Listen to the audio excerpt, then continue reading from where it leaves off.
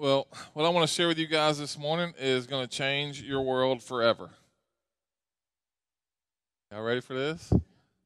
I'm going to talk to you today about something that you may not even know existed in the world. You may not even know that this affects you every day, and it absolutely 100% does. It's something I've been knowing about, and actually I haven't really taught just on this. I'm so excited about this morning because I haven't just taught just on this.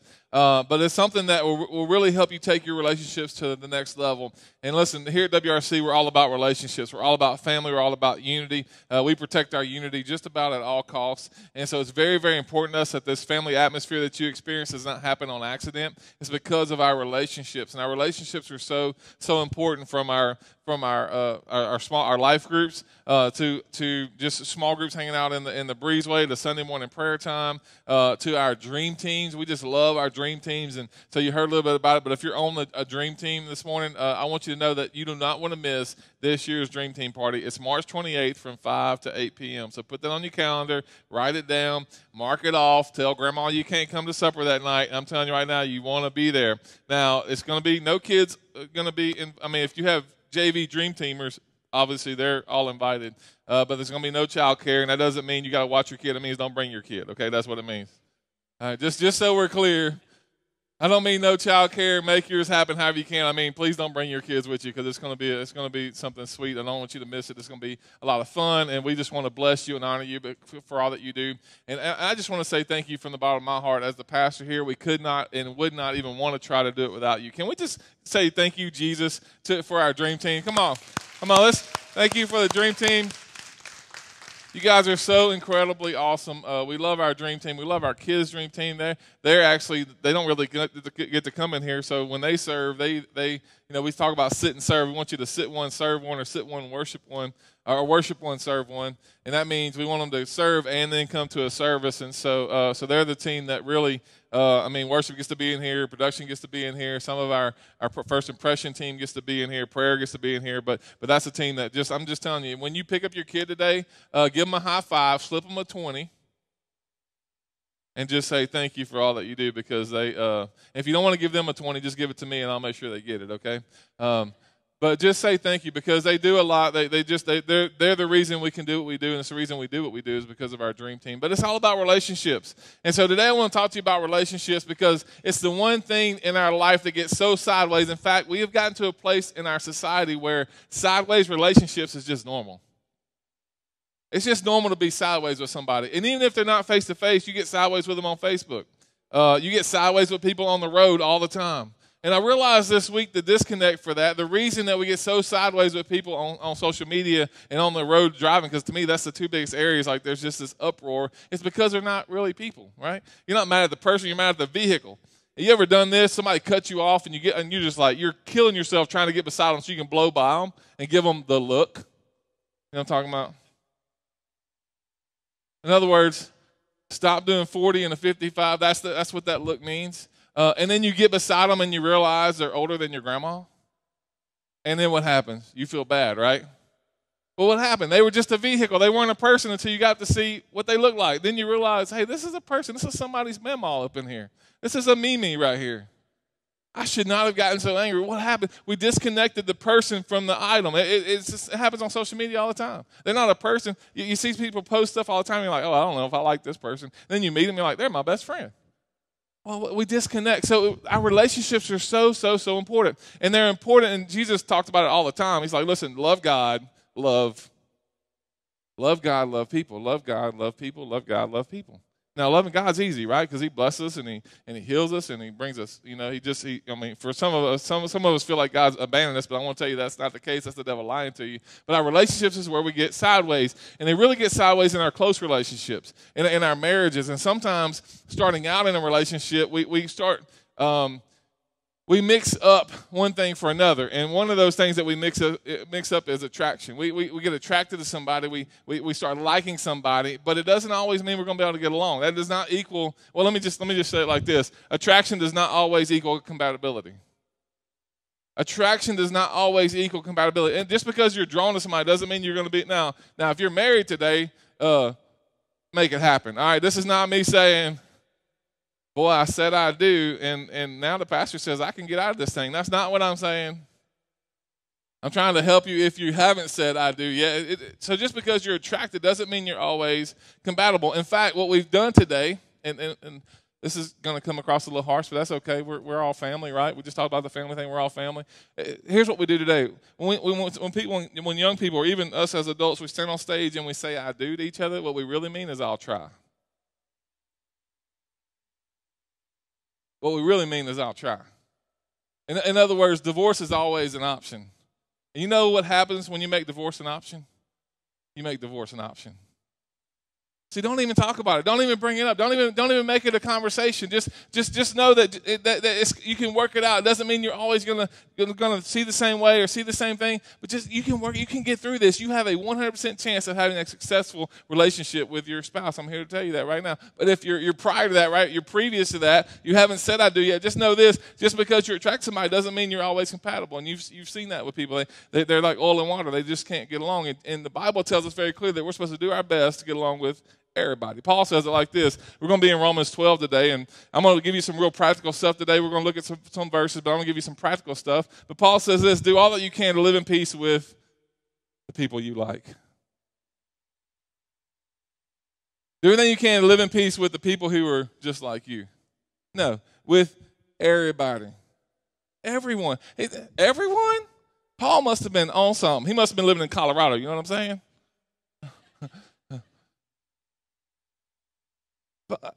Everybody, but he says do all that you can. Okay, I can do that because I did all I could do, and God, I still can't be their friend. Well, that's okay. You don't have to. You can love them from a distance. Come on, you know what I'm talking about. You got those people you love them, but you really love them when they're not around you. You tolerate them. He says you do your best. Here's why: because we're different. We're different. Everybody, we all have different temperaments. That's what I want to talk to you this morning about. In fact, today's message is why you act the way you do.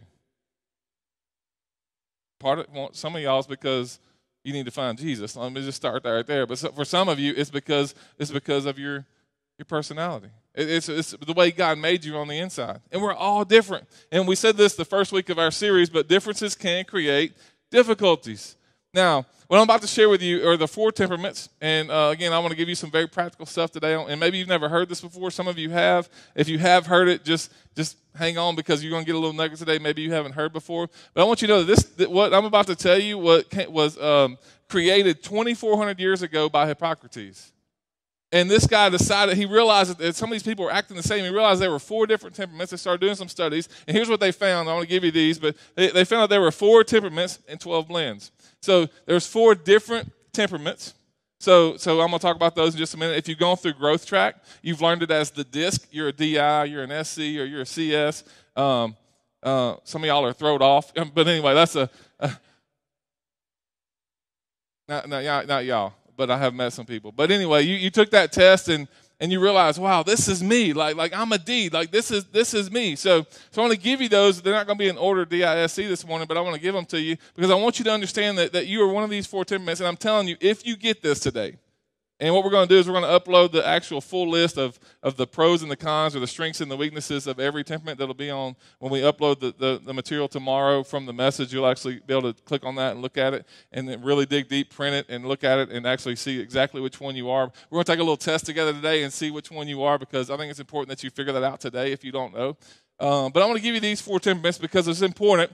Now, when you see these positives and negatives, you're going to really quickly figure out which one you are probably before we ever take the test together. But here's the first one I want to give you. There's 4 temperaments. Here's number 1. We call him Sparky Sanguine. Now, it's just Sanguine, but I throw Sparky in front because it gives you now, he's Sparky. Like he's the spark plug. He's the one that really drives the conversation. Here's some of his positives. Like this is some of the things that are really good about a Sanguine. And so you're going to realize real quick whether this is you or not. They're outgoing. They talk too much. They're talkative. I'm not Sanguine, so I can say that. They're enthusiastic and they're compassionate. Man, they are passionate about whatever they're into. Man, when they're in, they're all in. And it's all they want to talk about, and they want to talk to everybody about it. They are super enthusiastic. That's why we call him Sparky, right? He is high energy. He's always talking. And if you have a 2-year-old girl, they may not be Sanguine. They're just a 2-year-old girl, okay? So I'm just telling you, like when my girls were 2, they talked a lot. Neither one of them are primarily Sanguine. It's because... Anyway, that's a whole nother message. It's complicated, okay? So here's the positive. Let me give you some of the challenges, we'll say it like that, of a sanguine. Here's a couple of the challenges because we're going to get real. By the way, this is also the I. So if you took the test in our growth track, which actually is starting up again next month, so you don't want to miss that. You can get through all 4 weeks next month, and you get to go to the Dream Team party because you finish on a Sunday. The next weekend is Dream Team party, so you can get in by the hair of your teeth. You don't have to serve a single Sunday to get to the Dream Team party. Well, you should jump in. All right? Jump into the Dream Team next week. Do all 4 weeks and get to that Dream Team party. You don't want to miss it. It'll just be worth it for that. All right? Plus, you'll get to be on a team and get to love on people and serve Jesus and all that. But you really want to make that Dream Team party too. So here's some of the drawbacks. They're undisciplined. So, they're usually late for most of the stuff that they go to because they got hung up talking to somebody.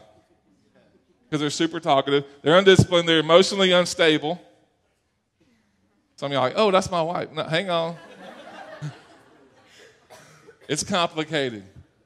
They're unproductive and egocentric. So unproductive, in other words, they're about people, right? They want to be around people. It ain't about the object. It ain't about getting the thing done. It's about doing it with some people. Right? It ain't about getting the task done. If we had these chairs all piled up in the corner and we had to get them out and all set up for Sunday morning, the sanguine would love to do it, but he won't want to do it by himself. He wants to do it with some people. Right? It ain't about getting the chairs moved. It's about getting them set up and getting them ready. But they're about the relationship. So that's the sparky sanguine. So that's one of them. And we'll take a test here in just a second, see if that's you. Here's the second one, rocky choleric. Now this is the D. And so if you took the DISC test, you're a D, and that means dominant. That's what the word there means. But they're strong-willed, independent, visionary, productive, and they're a natural-born leader. So if you have some of these temperaments or some of these personalities, is probably they're super strong-willed. Again, 2-year-old kid, let them grow out of it, okay? But for some of our kids, we knew early on exactly what they were. But they're strong-willed, they're independent, they're visionary. Man, they are get the job done. They're usually list makers. Any list makers in the house? Like you don't want a choleric painting your house. And I'm going to tell you why. Because they want to check it off the list. And when people come over and see paint on the ceiling, they don't care that you checked it off the list. You know what I'm saying? Like they are a list-making machine, and sometimes they'll make a list of stuff they already did just so they can check it off. Yeah, okay. So maybe that's y'all. Here's some of the struggles of Rocky. Here's some of the struggles of the choleric. They're cold, they're domineering, they're unforgiving, they're angry, and they're cruel. So that's just some of the challenges. Now, when you see this list that we're going to give you, that's going to be on the app that you can click and look at. When you see those, there's going to be a bunch of stuff. And what you want to do is check off each one that applies to you and really see exactly which one you are, because there's a blend, right? I'm giving you the dominating ones this morning, the 4 main ones, but you can be a choleric and a sanguine, like we call them chlor sands. You can be sand chlor. So you're outgoing, but you're also a good leader. And so don't miss that. And so you can actually be a blend. But I want to give you the primary ones this morning. We don't have time to get into the blends this morning. Here's number 3, Marty Melancholy. Now, Marty Melancholy, he's a C. Conscientious is the word for that C, for that DISC test. But they're very conscientious. They're always thinking. In fact, they think so much they get on your nerves. They just constantly analyzing stuff. They're perfectionists, so nothing's ever good enough. And so my mom's nodding her head because my dad's a melancholy, and she's like, yep, he gets on my nerves with that stuff. In fact, I told him, we had a meeting for the ministry, and I told him a few months ago, I was like, look, we're not getting approval from you from some of this stuff. It's just we're going to ship it. All right, it's going out the door.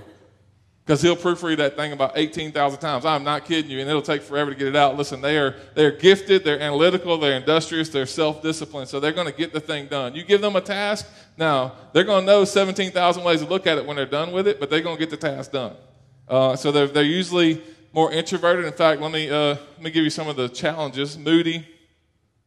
Again, I could just go for, some other things, but we'll talk about that later. Revengeful. They're touchy. They're unsociable. They're usually the ones that are super quiet. Like you've got to drag a conversation out of them. I'll give you what that looks like here in just a second. They're critical, and they're usually negative. They're critical because they're perfectionists. And they are just, they can spot a problem a mile away. They can find a problem for every one of your solutions. That's how talented they are. That's how talented some of you are. Okay, there's some of you, this is you right here. And honestly, once you realize these things and you start connecting the dots and you start seeing the dominating characteristics of some of these characters, you actually can spot somebody within minutes. Like when I go to a new life group, Like almost within minutes, I can tell you who the sanguine is, I can tell you who the choleric is, I can tell you who the melancholy is almost immediately because they're so defined. And so I'm telling you, it'll change your world. If you realize the challenges that your boss has and why he acts the way he does or she acts the way she does, it'll start helping you realize a little bit about where they're coming from. I'm telling you, this stuff will change your world, it'll change your life. So let me just give you real quick, I want to give you some of the attributes of an introvert. I saw this, I thought it was hilarious. I want to give them to you this morning. So if you're ever dealing with a melancholy, here's what they're really thinking. If you're sanguine and you're talking to a melancholy, just know they're not crazy. They're just not like you. Here's the challenges. How to make small talk with an introvert. 3 steps. You ready? Here's step number 1. Identify the introvert. Find them in the room. You know which one they are. They're standing over there drinking coffee in the breezeway by themselves, and they are fine with it. You're going to get on their nerves by going over there probably. Let's just be honest. Some of y'all introverts, you're like, yeah, that's spot on. Here's number 2. Here's number 2. Smile at the introvert and walk away without speaking. This is how you do small talk with a melancholy right here. Here's how you do it. Here's number 3. And if you ever met my dad, you know this to be true because you think he's mad at you. No, he was just analyzing every single word that you said, and he may or may not respond to it. I mean, it doesn't matter what it's about either. Here's number 3. Understand that your introvert enjoyed your time together. I saw this as a meme on Facebook, and I had to tell y'all about it. You understand that they really enjoy their time together. Like you didn't say nothing, you just gave them a head nod. They're like, oh, dude, that was a great conversation right there. That's a melancholy. And if you're sanguine and you married a melancholy, you know what I'm talking about, or vice versa. It's a challenge, but I want you to know that you can overcome this. Listen, differences can create difficulties, but if you understand the way God made them, it'll help you see life a whole different way. This will help you with your parenting skills. It'll help you with the job that you have, whether you have employer or employees. It'll really help you out. I'm telling you, it'll start. In fact, when we do the DISC test, we don't do that just because. We put what temperament you are in our system, and when we need somebody to run something, we start looking for the Ds. We start looking for the cholerics, right? I don't want a melancholy, running certain things. Now, some things I want melancholies all over. But some things I want to keep choleric. Some things, man, if it's about people, it's about connecting with people, I want a sanguine there. I don't want to put a melancholy running a team full of sanguines. You don't want that. Because they won't be running the team. The sanguine will be running the team. So it's I'm telling you, you want to get this. You don't want to miss it. We're going to take a test here in just a second. We'll find out which one you are. Here's the 4th one. I saved the best for last. My fellow flag. Feel the flag. Now, this is S. If you took the DISC test and you were an S or SI or SC, SC is very common, but a SD is very uncommon, but pretty special because that means they're laid back, they're calm, they're easygoing, they're dependable, they're diplomatic, they're practical, and humorous. Now, if you're married to a phlegmatic choleric, right, or an SD, which is steadiness, they're steady, and then they're also dominating. If you married an SD or a phlegmatic choleric, you married a gold mine, but also a ticking time bomb, right? Because they're so opposite, right? One's dominating and one's chilling and laid back. You don't know which one you're going to get. The situation in the house is going to dictate which one comes out to play. That's what's going to happen. So it's very, very interesting. So this is, they're easygoing, laid back. In fact, I always say this, but if you look at the list of pros and cons, the positives and negatives on a phlegmatic, the negatives are so much shorter than the positives. The positives are twice as long because we're almost perfect. Have you figured out what I am? This is me right here. They're humorous.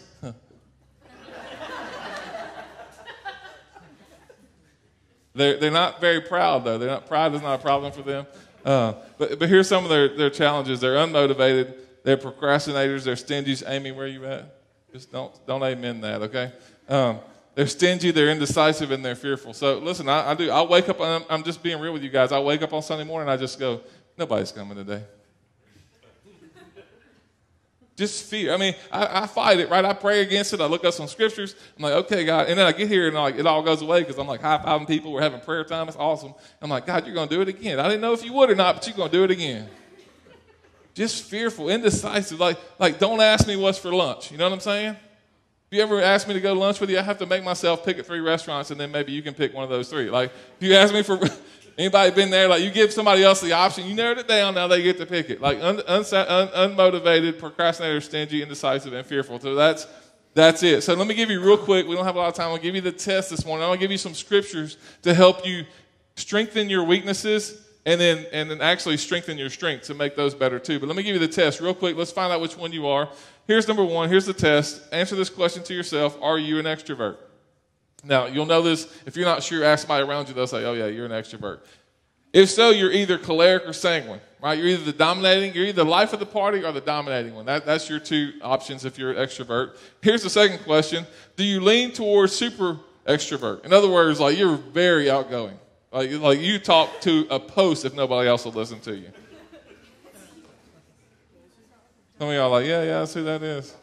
Now, if you're crazy, some of this applies if you're crazy as well, but if you're a super extrovert, you're probably a sanguine. So y'all see the difference? One's an extrovert, that's probably choleric, but if you're super extrovert, you're probably sanguine. Here's number three, just to narrow those down. If you're a strong natural leader, then you're probably choleric.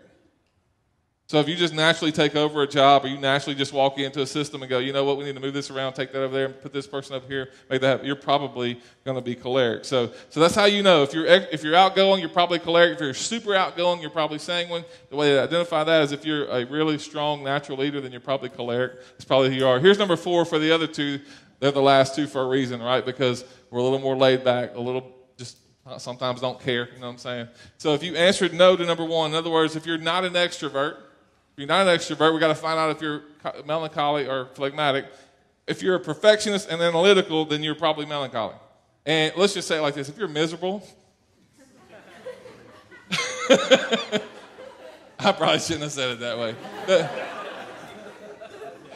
Okay, that's you? Yeah. So analyze every stuff. Like all the time, everything's analyzed. You research 17,000 websites before you buy a fork. Okay? Very analytical, just, and some of y'all are like, yeah, that's you. Introverted, but man, you analyze everything. But you're a perfectionist. Here's why most melancholies are miserable. Here's why right here. It's because they want perfection in an imperfect world. They want perfection in an imperfect world. And they're miserable. I mean, they're absolutely miserable most of the time. Without Jesus, I don't know how one survives life. I just really don't know. So that's that. Here's the last one to see if you're phlegmatic or not. If you answered no to number one, which is, are you an extrovert, and you rarely get angry. I mean, my wife has seen me mad twice, and she still talks about it all the time. You will not believe what my husband said, what he did. It wasn't that bad, but she wishes she had it on camera because nobody would believe her. But we hardly ever, I've been mad 3 times in my life. I'm talking about like really want to punch somebody in the, like throat punch. You know what I'm talking about? Throat punch is special. You save a throat punch. You save a throat punch for a phlegmatic when they really get mad. You don't want to see a phlegmatic. I'm telling you right now, it's not pretty. But when you get them mad, you got something, you did something. But they experience fear and worry, then you're probably phlegmatic. So that's some of y'all just like, okay, I figured it out. Some of y'all are like, I'm not sure. You may be a good blend of two.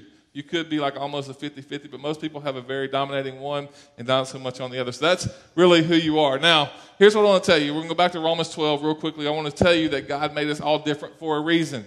It's complicated. The whole series is about being different, and we're all made different. We talked about male and female a few weeks ago, why God made us different the way he did and why he did it. But I want you to know that we're all different, but God did it for a reason. Going back to Romans 12, we're going to back up a few verses. He said, in his grace, God's given us different gifts, doing certain things well. Now, the reason we need all 4 temperaments in the church is because everybody has a lot of positives that they can bring to the table. Listen, if this church was full of phlegs, we might not turn the lights on when we get here. I mean, we might just be having church in the dark. We just don't care. Like, I don't need to see you to talk to you. If we had all cholerics, there would be cops showing up.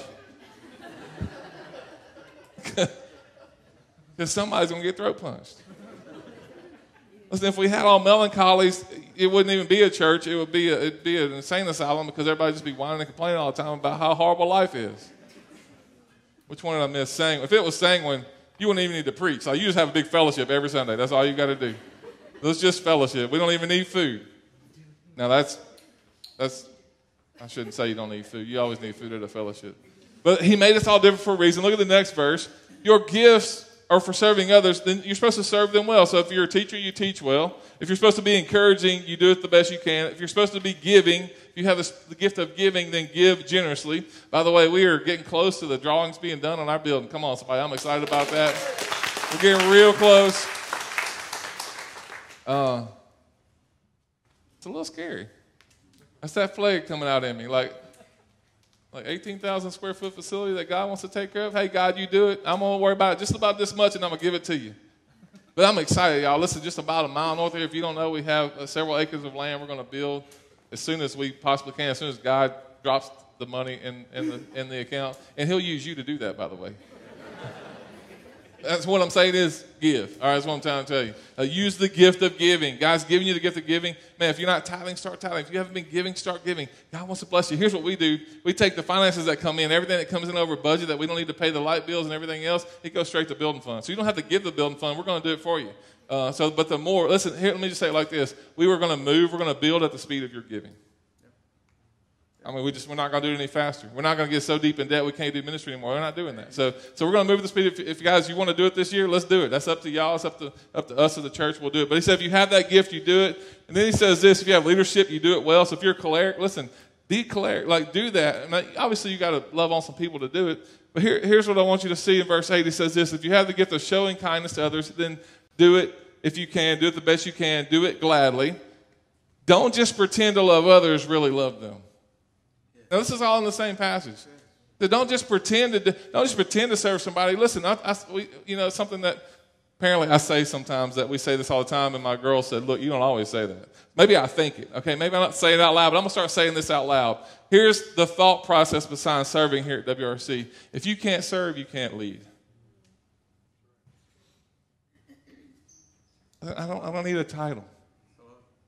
We don't even, we had to put titles on the website, but that's about it. Like we don't need a bunch of stuff. We just need to start loving people to Jesus. It ain't about titles. It ain't about look at us. It ain't about, we don't build a big old building and just say, hey, look what we did. No, it ain't about that. Listen, we have to love people. We have to really love them. And we prayed this morning. Listen, one of our prayers was, God, we want to focus on the why and let you figure out the how. In other words, we want a building so we can reach more people. And how you do it's up to you. This is your ministry. You started this church. I didn't start it. God did this. But listen, it's about loving people. It's about loving people. Here's the last, or two more verses I want to show you. Love each other with genuine affection and take delight in honoring each other. Never be lazy, but work hard and serve the Lord enthusiastically. Now, I want to give you real quick, I told you I was going to give you some ways of how to tone down some of those weaknesses and really jump on those positives and let God do a work in your life. I want to tell you how to do that, and it's very, very simple. I'm going to give you this is a 5-step plan, and I'm going to close out with this because I want to leave you with this thought because I want you to know that God will and he can do this, and he wants to do it through you and for you. Here's a verse of scripture we're going to use, Ephesians chapter 5, verse 18. He says, don't be drunk with wine where it's in excess, but be filled with the Spirit. You know why some of your relationships aren't working? Because this hasn't happened yet. And actually, the way it's written in the original language, it says be being filled. Continually be filled. In other words, just because you got some Jesus when you got all of Jesus when you got saved, doesn't mean you don't wake up in the morning and say, God, fill me with your Spirit. Be being filled. It's the way it's written. It's continual. If he did it today, ask him to do it again tomorrow. If he did it this morning, ask him to do it again tonight. Be being filled. So I'm going to give you 5 steps super fast. I'm going to give you these thoughts. I want you to write these down. If you don't, maybe jot them down, take a picture of the screen, whatever you got to do. Here's how you be filled with the Spirit. I'm going to give you a 5-step plan. Because, listen, temperaments are amazing. But I didn't just give you a license, by the way, to go around and act like an idiot because you're choleric. You know what I'm saying? I didn't just give you a ticket to go, oh, pastor said I'm choleric. I can scream at you if I want to. No, that's not what I'm saying. I'm saying you need to work on it. I'm giving you these thoughts and ideas so you can work on the negatives and start building up the positives. Here's how you do it. Here's how you be filled with the Spirit. Let me give you number 1, self-examination. Self-examination. Self-examine. Here's what you're going to realize when you self-examine. You don't have it all figured out.